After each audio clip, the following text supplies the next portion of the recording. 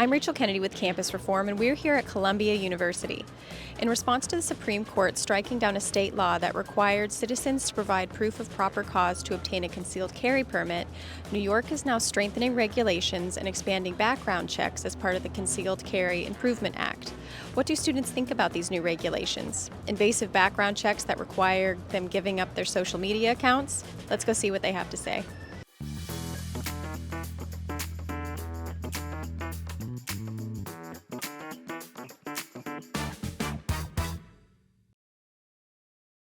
Governor Hochul and the state legislature recently passed new regulations for individuals who are seeking to obtain a concealed carry permit.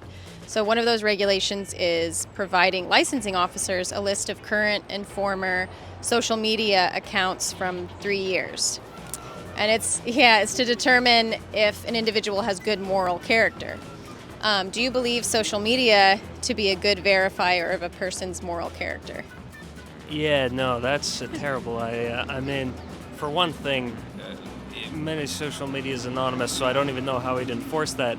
But two, first, if the idea of the government deciding what's good and moral sounds very, I don't know, it's something out of a novel.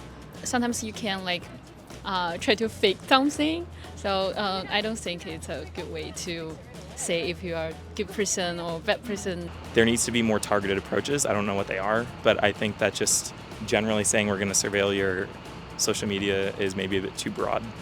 What would a targeting campaign look like? Well, I think that, I'm maybe not the best person to ask about it, but I think that background checks are important. I guess the question is more so about what goes into those. I think I'm kind of changing my mind a little bit through this. I think this tactic will be used for bad reasons that will come against the will for the new African and Black people to self-determination. Part of this is that a licensing officer will meet with the individual face-to-face and go over their social media accounts with them as part of the registration process. Do you think that their time is better spent elsewhere? Yeah, I think that's pretty weird. Yeah, for sure. Yeah, definitely. Okay. I mean, if I don't know, gun control is important. I think if it stops something bad from happening, then it's worth it. How in God's name would they check that you're giving them all your social media, especially when so many just, you don't need to put a real username in? It seems like a performative waste of time, in my opinion. How do you think making it more difficult for the law-abiding citizen to get a permit keep it out of criminals' hands? Let me think. I guess it probably doesn't do much. I think the people that are using guns for bad purposes will probably still get them. Like with other things that are controlled, like drugs, for example, you can make something illegal and, if people want to, they can find ways of obtaining it anyway, right? That are illegal.